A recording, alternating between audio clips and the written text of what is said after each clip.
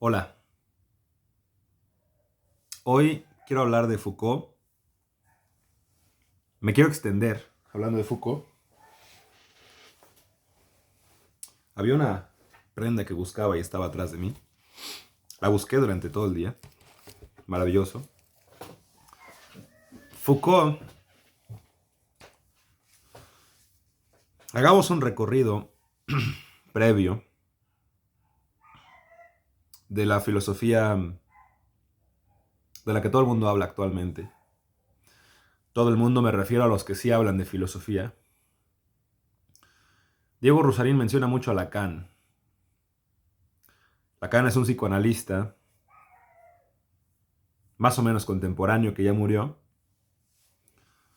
Y Lacan está sentado en Freud. Freud tenía un edificio filosófico previo, el psicoanálisis más ortodoxo posible,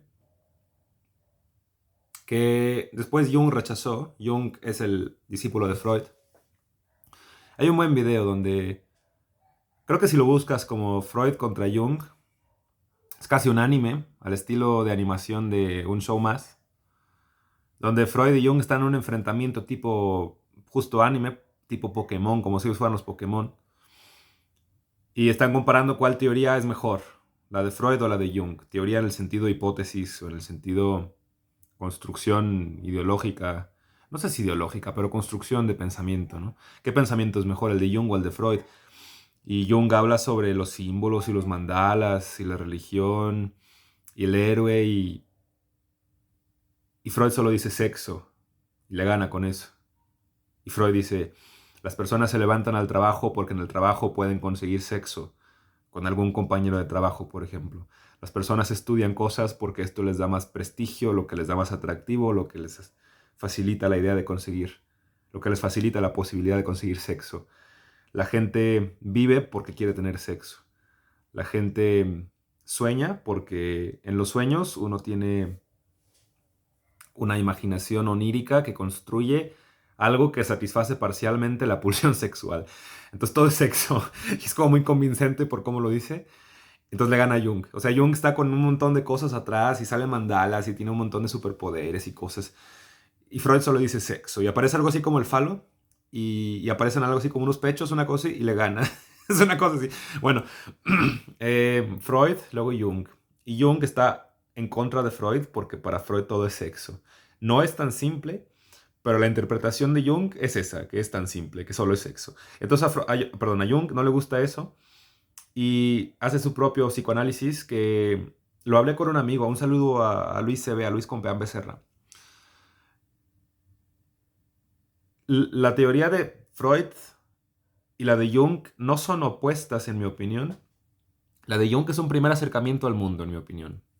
O sea, la idea de que las cosas son símbolos y de que los símbolos importan y de que todo es una narración y una historia y de que el héroe y el villano y ese tipo de cosas, me parece cierto, correcto. A día de hoy hay algunas teorías que comprueban estadística y científicamente cosas que dijeron tanto Jung como Freud,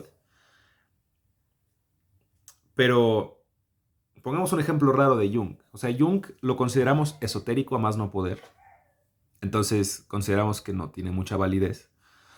Pero Jung habló del héroe y la figura del héroe. Jung hizo un estudio transcultural, o sea, en varias culturas, sobre el héroe y sobre otros símbolos importantes en cualquier historia mitológica. Y el héroe es aquella persona que no toma ningún bando. O sea, no está a favor del bando del villano, ni está a favor realmente del bando de los que se consideran buenos. El héroe está como en medio. Un buen ejemplo es Oppenheimer. Oppenheimer, como película al menos, es una muy buena película, a mí me gusta mucho. Y primero Oppenheimer está muy a favor de usar la bomba atómica porque no queda de otra en su cabeza, no queda de otra. Porque si no los nazis ganan y los nazis obtienen la bomba atómica, entonces tienen que hacerlo primero los gringos. Que no es que sean los buenos, pero son los que no son los alemanes en ese momento. Y entonces la construyen, la sueltan. Parece la opción correcta. Incluso querían terminar con todas las guerras. O sea, pensaban, si soltamos una bomba tan grande, a todo el mundo le va a dar mucho miedo y ya no va a haber guerras.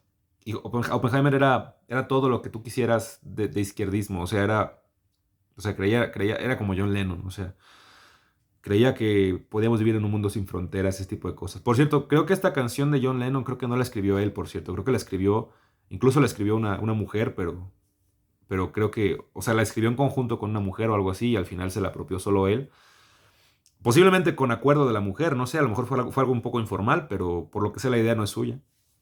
Pero bueno, Oppenheimer tenía estas ideas de paz eterna y en el mundo. Pero entonces pasa lo de la bomba y se da cuenta de lo que acaba de hacer. Y una interpretación superficial de la película podría ser, es que el tipo estaba como cegado por su ego y pensaba que con su ingenio podía salvar y reconstruir al mundo, etcétera. Y luego se dio cuenta de que no era así y le pasa como a Ícaro, que vuela muy cerca del sol, ¿no? Entonces se quema y es una interpretación, pero una interpretación más profunda creo que nos diría, en realidad Oppenheimer siempre estuvo en lo correcto, o sea, siempre es como, había tanta amenaza que había que contraamenazar, había que hacer la bomba. Probablemente no estuvo bien lanzarla, o sea, probablemente, en mi opinión no estuvo bien lanzarla contra el pueblo japonés, pero por la política fue algo que sucedió, vamos a decirlo así. O sea, no tendría que haber pasado, pero quién sabe si, a ver, era inevitable construir la bomba, era inevitable hacerla. Y era inevitable también que al construirla tomaran poder sobre ella personas que no deberían tener poder sobre ella, o sea, los que no son científicos, vamos a decirlo así. Los políticos con agendas propias que están en contra de usualmente minorías, ¿no? Entonces, si bien no está bien, tal vez era inevitable. Y entonces era inevitable tomar la otra postura moral, la contrapostura de me arrepiento de esto, no tendría que haber pasado, tendremos que hacer ahora todo lo posible para evitar que usen la bomba otra vez en ningún contexto. Entonces la segunda mitad de la película de Oppenheimer, o quizás toda, en el fondo, si lo piensas, es de Oppenheimer estando en contra de su propio invento, vamos a decirlo así. Que no es solo su invento, ¿no? Pero tú me entiendes, es como la cara, el protagonista, sobre todo salió en Time, etcétera. Entonces, Oppenheimer es como una hoja que está ahí volando con el viento. Entonces, a veces cambia de rumbo, a veces no. Pero a mi parecer es la única postura moral posible, es la postura del héroe. El héroe que no está con ninguno de los bandos realmente, pero sabe que tiene que estar como por en medio, por esta cuerda floja existencialista. Y si nadie anda por esta cuerda floja, probablemente no habría mundo, porque probablemente no se habría salvado nada, vamos a decirlo así. Esto es de Jung y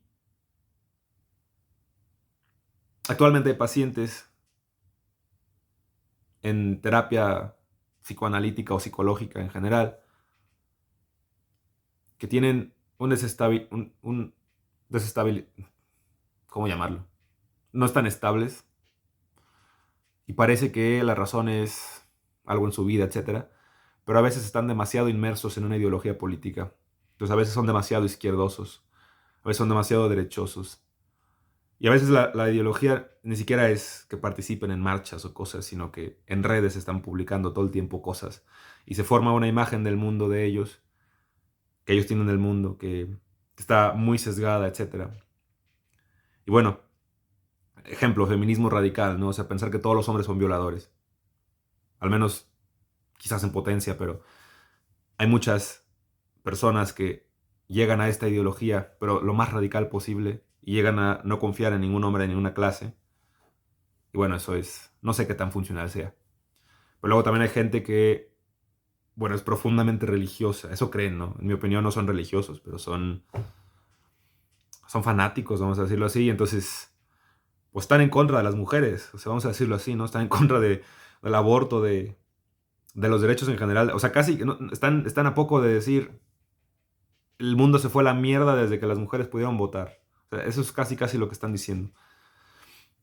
Entonces, si te fijas, hay un desestabilizamiento. Es que no sé cómo decirlo, porque no sé si decir desestabilizamiento, porque ya ocurrió desde antes. O sea, tal vez es un proceso actual que sigue, pero. O sea, la personalidad del paciente ya estaba desestabilizada por este tipo de ideas, macroideas del mundo, que a lo mejor. A ver, habría que preguntarse por qué adoptaron estas macroideas. Creo que eso es más interesante, pero. Digamos, el problema actual es que estas ideas están afectando en su forma de relacionarse con el mundo. Y entonces puede ser que la mujer que va a terapia, una de ellas, por ejemplo, sufre porque dice que no encuentra personas con las que relacionarse, pero cada que se relaciona con alguien habla de pura política. Y la política que usa es muy extremista. Y esté bien o malo esta política, casi casi que no acepta a ninguna persona que pertenezca a un grupo hegemónico. Esto significa que acepta a puras personas en su círculo social, pues del estilo, no sé, trans. Incluso esto es discutible porque depende del área del feminismo con el que se identifica esta persona. Pero podría estar aceptando a puras personas trans, a puras personas del colectivo LGBT, a puras personas pobres, a puras personas no hombres, etc. Pero lo que empieza a suceder aquí es que hay un filtro muy grande y muy específico. Entonces hay muchas personas que no entran en este filtro. No porque solo haya hombres blancos, heterosexuales, etcétera, sino porque estadísticamente entiendo que la heterosexualidad es mayor que cualquier otra orientación sexual. Y bueno, pertenecer a un grupo hegemónico en parte también comprende pertenecer a un grupo que probablemente estadísticamente sea mayoritario. Porque o sea, digamos, los humanos somos como tribus, somos estúpidos y está demostrado por la psicología cognitiva que solemos querer juntarnos con personas de nuestro grupo y el grupo se hace cada vez más grande. Y entonces imponemos nuestra verdad sobre los otros grupos. Y entonces están estas macro tribus, vamos a decirlo así, pero para que haya una macro tribu, una hegemonía previa, tiene que haber también una cantidad más grande de personas que pertenecen a ese grupo. Pero es verdad que también hay tribus muy pequeñas, como la gente que es rica, ¿no? Y que es de que el 1% de todas las personas. Entonces es complicado el asunto, pero si te fijas, esta persona es infeliz porque guía muchas de sus decisiones en base a una ideología política que es muy extrema. Y lo mismo con el conservador. O sea, creo que el conservador es un poco más obvio de explicar. Pero bueno, justo el conservador es... Pues que no acepta a nadie en su vida tampoco. O sea, en realidad solo acepta a hombres blancos. Pero lo curioso es que, ¿qué haces cuando quieres tener una pareja, ¿no? Y eres heterosexual y eres hombre. Entonces, ocurre el fenómeno llamado incel, ¿no? Entonces, los incels son personas que creen que son muy listas, que creen que saben mucho, pero que no, pues nunca la ponen, vamos a decirlo así. Porque esencialmente son machistas y son otras cosas estúpidas, en fin, y alejan a personas, mujeres, por ejemplo. Entonces, ocurre este otro polo. Entonces, de hecho, mucha estabilidad emocional tiene que ver bueno, con tener buenas relaciones interpersonales. O sea, no solo parejas, pero es un símbolo de algo está disfuncional en tu vida. Entonces, si no consigues amigos y si al mismo tiempo te sientes muy solo, bueno, creo que a lo mejor hay algo que tiene que ver contigo mismo, ¿no? Algo que tú haces o tal vez incluso inicia en algo que tú crees, algo que tú crees real, que a lo mejor no es tan real, o que a lo mejor es muy extremo. Entonces, esto es de Jung, porque esto al final remite a la idea de Jung de que hay un héroe que camina por en medio y que no se identifica con ninguno de los dos bandos. O sea, identificarse plenamente con un bando es precisamente no lo que es la figura del héroe. Y la figura del héroe, según Jung, es emancipadora y lleva a la estabilidad emocional, etc. Entonces, o sea, no digo que después de Freud haya pura mierda, pero sí es verdad que niegan a Freud. Y Jung niega a Freud, no está de acuerdo con... Pero en mi opinión no lo contradice tampoco, ¿no? Pero ese es un acercamiento inicial a la realidad. Pero ya cuando justo ayudas a tu paciente, lo desembarazas de tal ideología, le explicas un poco por qué no es tan real lo que cree, empieza a darle la oportunidad a más personas fuera de su círculo y de sus cuadraturas, o sea, empieza a aceptar a más personas. Entonces empieza a aumentar su salud y su calidad de vida en general. Pero después tienes que indagar, creo, en por qué diablos se identifica tan fácil con estructuras ideológicas tan radicales, tan extremas. Y esto ya es más freudiano, porque empieza a indagar más en su infancia, en ese tipo de cosas. O sea, si quieres un enfoque psicoanalítico, y mi punto es, podrías empezar por Jung, pero podrías terminar en Freud. Entonces, no es que sean contradictorios, pero Jung no sigue por la misma línea que Freud, quizás. Y luego sigue Klein, por ejemplo, y luego sigue Donald Winnicott, y luego sigue Anna Freud, por ejemplo. Incluso Anna Freud no es freudiana, o sea, tiene otra forma de verlo. Entonces, esto es interesante mencionarlo porque el psicoanálisis se puso muy de moda y sigue estando muy de moda, está inmerso en la cultura como no tienes idea, nada más que no se habla de eso. E incluso los que niegan el psicoanálisis, bueno, suelen identificarse con, tal vez no con el psicoanálisis en explícito, pero bueno, es verdad que términos como el falo, como el superyo, el ello, el inconsciente, están en todas partes, incluso en la psicología basada en evidencia más férrea, que aunque niegue el concepto mente, por ejemplo, sí habla de procesos inconscientes que se definen en este caso no como el inconsciente topológico freudiano raro, sino como un inconsciente de algo que se refieren a información que no estoy captando, digamos, conscientemente, sé lo que eso signifique. Y ese es el inconsciente, digamos, cognitivo, pero también existe como concepto. Y los lapsus, por ejemplo, freudianos, donde dices una cosa pero querías en el fondo otra y por eso te equivocas. O sea, todo eso, tampoco es que la psicología basada en evidencia diga esto es verdad, pero también se basa en un axioma fundamental, la terapia en general, de el paciente puede no estar diciéndome la verdad. O sea, le tengo que creer, pero también tengo yo que interpretar con sus propias acciones y con sus conductas en general si esto que me está diciendo realmente lo quiere o realmente lo piensa. Entonces puede haber un paciente que diga, yo quiero tener una vida tranquila, por favor ayúdame a relajarme más. Y el terapeuta se da cuenta de que el paciente toma voluntariamente un montón de actividades que se llenan en su día, o sea, llenan su día, ¿no? Y todo el tiempo está haciendo algo. Entonces, el deseo del paciente es quiero estar más tranquilo, pero realmente quieres estar más tranquilo. Quizás el problema es que no puedes lidiar con el estrés, pero quizás no por eso tengas que dejar de hacer cosas. Tal vez tengas que maniobrar más estas cosas que haces. Al final el axioma sigue siendo freudiano, el axioma de en realidad hay algo oculto en el paciente que incluso uno nota en las primeras impresiones y uno tiene que remitirse a ello con evidencia y no es siempre el discurso del paciente. Bueno, Foucault es psicólogo, pero lo leen más en filosofía y escribió de todo, incluso en el derecho tiene algo que ver, aunque por lo que sé pues, y es normal, o sea, habla con un estudiante de derecho sobre cualquier cosa y usualmente no consigues buenas respuestas. Depende del estudiante, pero no son muy filosóficos, en mi opinión. Claramente hay excepciones. Un saludo a mi amiga Nasu, pero... Y Foucault estaba fascinado con el psicoanálisis. No sé si el ortodoxo o no. Probablemente no, porque Foucault es... Todas estas políticas identitarias actuales del estilo... Importan los homosexuales, importan las lesbianas, importan... Hasta que llegas a decir que importan los pederastas, eso también es... No estoy de acuerdo, ¿no? Pero llegas a ese camino. La política, no digo que esté mal, pero la política identitaria también sale de autores como Foucault. Y es una forma muy poco ortodoxa de verlo. Entonces no creo que esté tan enamorado de Foucault de Freud, por ejemplo. Probablemente más de Jung o de otras cosas. Pero Jung tampoco, o sea, Jung en principio, en mi opinión, Jung es protofascista. O sea, es muy bueno en muchas cosas, es muy interesante, pero también si solo te quedas ahí, llegas al fascismo probablemente. Y de hecho Jung era nazi, o sea, es algo que poca gente sabe, pero como Heidegger, nomás que a Heidegger le tiran más mierda. Y Foucault quería estudiar, probablemente por accidente se hizo famoso. O sea, quería estudiar cosas simples. O sea, simples no, pero quería estudiar cosas. O sea, no se proponía revolucionar la filosofía en general, quería estudiar cosas en particular, como un científico haría. Y quería estudiar, por ejemplo, la locura.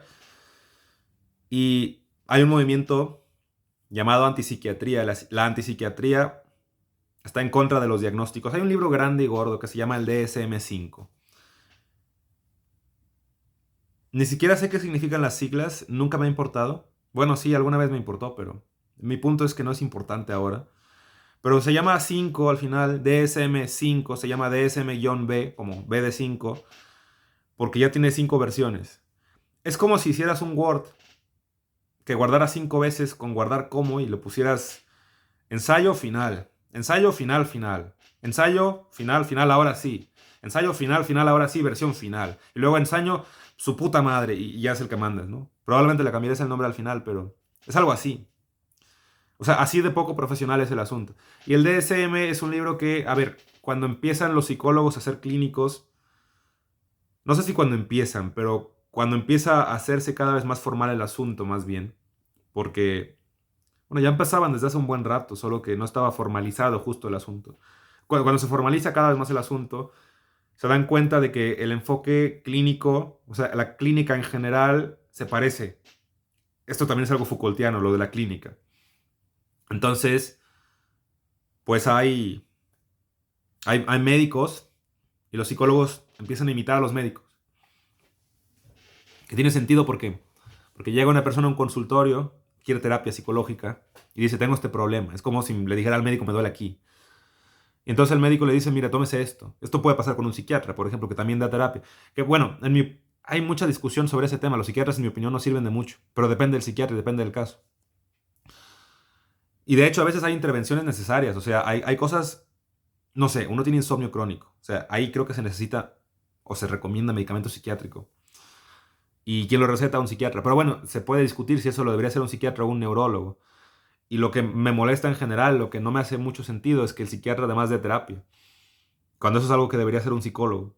El psiquiatra receta y evalúa en base a síntomas, pero bueno, es otra discusión. Pero de hecho estar en contra de la figura ya predilecta del psiquiatra, que actualmente o sea, se respeta a un psiquiatra, incluso se respeta más que a un psicólogo. Incluso hay gente, esa gente tiene muy poco respeto por mi parte, pero hay gente que cree, que dice, tengo un problema, voy a ir con un psiquiatra, porque eso sí funciona, los psicólogos no. Es como la gente que dice que la Tierra es plana, igual.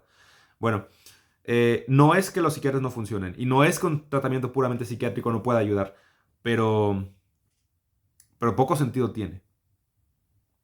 Y depende del tratamiento, porque hay psiquiatras cuyo objetivo es tenerte ahí de por vida. Y hay psiquiatras cuyo objetivo es una intervención breve. Y la terapia que te pueden dar, quizás, en mi opinión, no deberían darla a ellos, pero a veces te dan una terapia que te ayuda a salir del hoyo en el que estás. Entonces, discutible. Pero toda esta cuestión, este cuestionamiento sobre todo esto, o sea, la idea de dudar sobre esas posiciones, algunas de ellas predilectas socialmente, como el psiquiatra, que es respetado, y el psicólogo no, esto ya es antipsiquiátrico. O sea, es preguntarse si la metodología misma de la psicología tiene sentido. Y entonces el DSM-5 es un libro que engloba todos los trastornos que hay, pero son muchos. Es como las enfermedades también clínicas, médicas, donde incluso hay el síndrome de las piernas inquietas, que, bueno, está como en la línea entre lo médico y lo psicológico, pero no puedes dormir porque en general eres inquieto. Y no sé si tiene que ver con algo químico o neuroquímico, pero eso, por ejemplo, existe como... Me hace más sentido, quizá. Y claramente en lo médico, o sea, hay diagnósticos como autoinmunes, ¿no? Que ayuda a saberlos para tratar a la persona. Pero luego hay trastornos también del DSM-5 que son del estilo, el paciente mueve mucho el pie. O sea, creo que cuando estás esperando y luego mueves el pie, de que así, como que lo estás subiendo y bajando, eso se considera un trastorno en el DSM-5. La homosexualidad en el DSM-3, creo, se consideraba una enfermedad mental. Entonces, además, hablar de depresión y de ansiedad es complicado porque ni siquiera hay una diferencia tan clara. O sea, uno supondría que tener ansiedad es estar ansioso y que tener depresión es estar deprimido, lo que implica que el depresivo duerme todo el día, está llorando todo el día. O sea, en un ejemplo burdo y estúpido y cómico, está haciendo todo eso, ¿no? Em, Tiene disfunciones varias, entre ellas sociales, sexuales,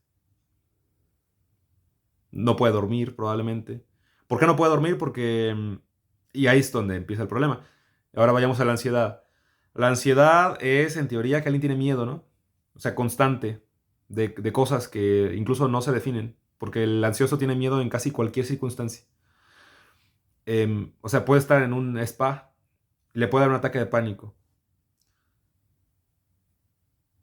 Entonces también esperas que tenga problemas del estilo sudoración, habla muy rápido, no concreta pensamientos porque está tan ansioso que está pensando en mil cosas y no es bueno decidiendo.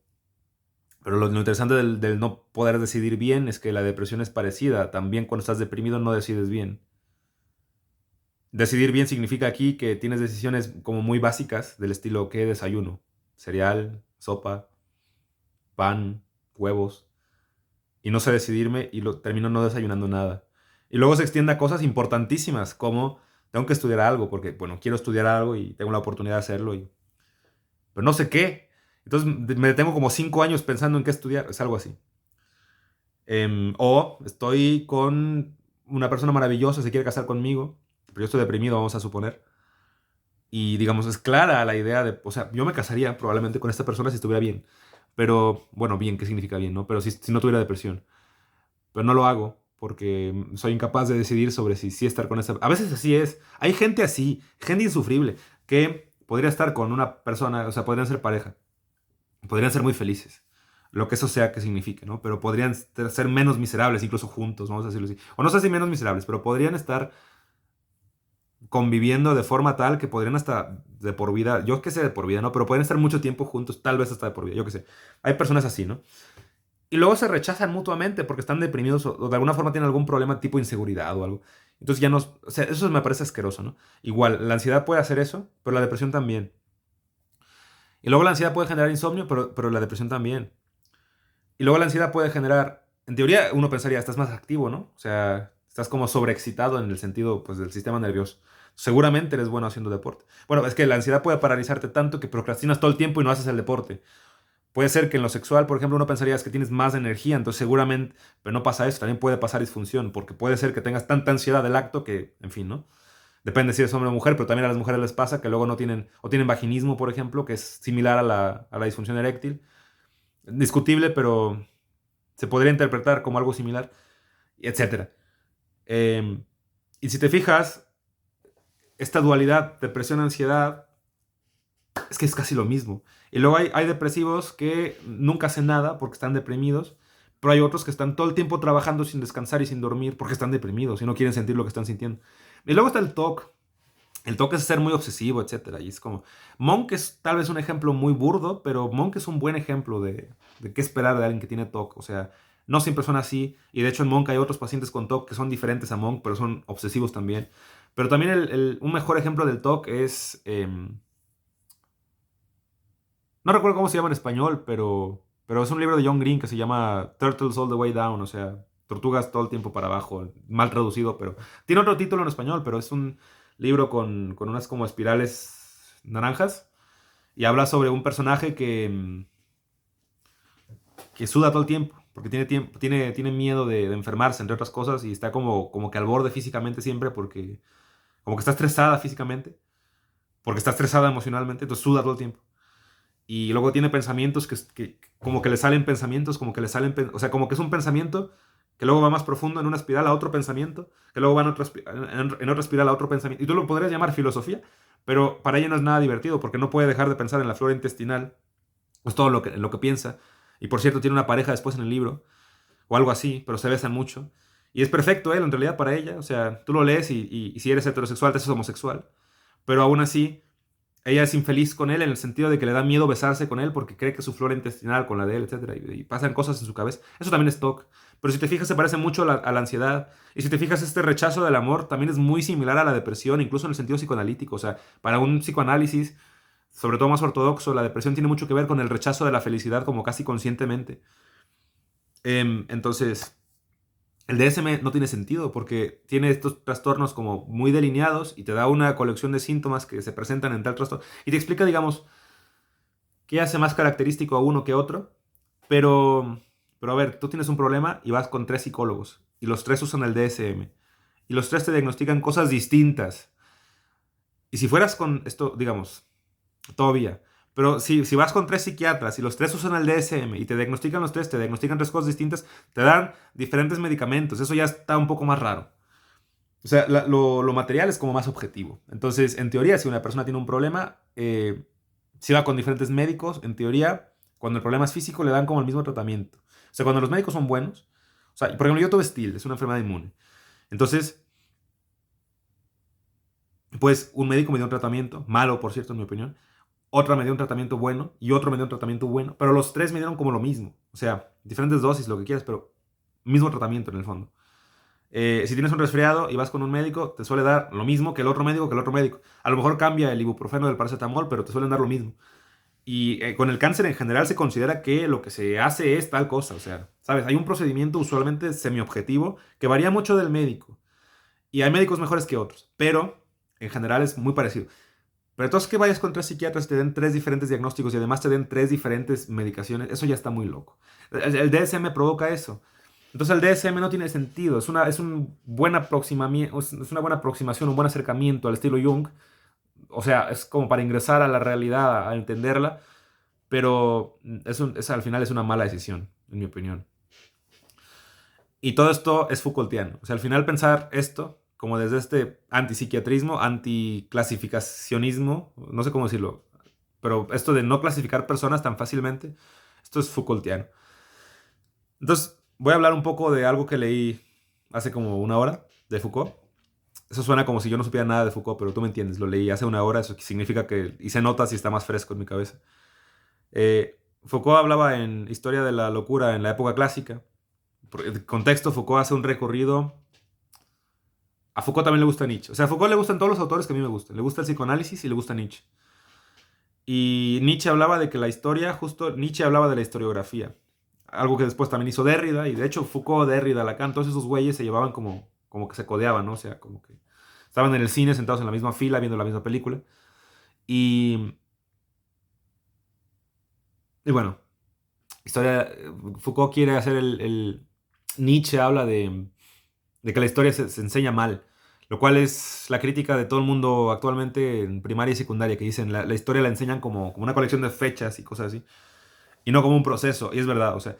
Entonces Nietzsche también lo define como deberíamos enseñar historia y aprender cultura, o sea, del estilo queremos saber qué es la humanidad y queremos saber esto con monumentos, o sea, deberíamos poder saber con estatuas y cosas así con cataclismos culturales, deberíamos poder saber qué es el humano y cómo se comporta. Entonces, por ejemplo, Nietzsche habla de la dinámica del amo, no habla de la dinámica del amo y el esclavo, eso es de Hegel, pero sí habla de que hay amos y hay esclavos. Es diferente a Hegel, muy diferente, por cierto, en cómo lo piensa, pero sí se da cuenta de que, por ejemplo, actualmente vivimos en una época cristiana. Eh, un primer acercamiento a Nietzsche es pensarlo como el Nietzsche ateo. No sé si la interpretación es correcta porque habría que preguntarle a Nietzsche, pero es una interpretación más o menos decente de Nietzsche, un primer acercamiento, insisto, y habla de que, digamos, antes había esta moral subjetiva donde dependía mucho de los dolores de cada persona y había personas más grandes que otras personas. Y esto, por ejemplo, actualmente lo veríamos o sea, claramente hay héroes y hay gente que es menos héroe que otra gente. O sea, hay gente más cobarde que otra, vamos a decirlo así. Hay gente que le importan un ejemplo, no recuerdo el nombre, pero hay un tipo que en la Segunda Guerra Mundial, aparte de Schindler, ayudaba a un montón en general no solo judíos, sino personas de minorías que los nazis querían matar. Incluso también ayudó